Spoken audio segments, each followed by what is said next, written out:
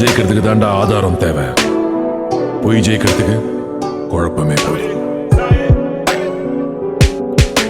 சூதாயிருந்தால் என்ன, அது தீதாயிருந்தால் என்ன, யாதாயிருந்தாலும் எனக்கு தோதாயமைந்திடுமே.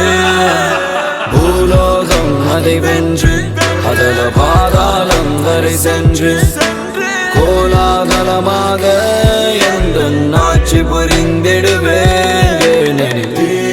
தீமைதான் வெல்லும் என்ன நினைத்தாலும், தீமைதான் வெல்லும் எவன் தடுத்தாலும்.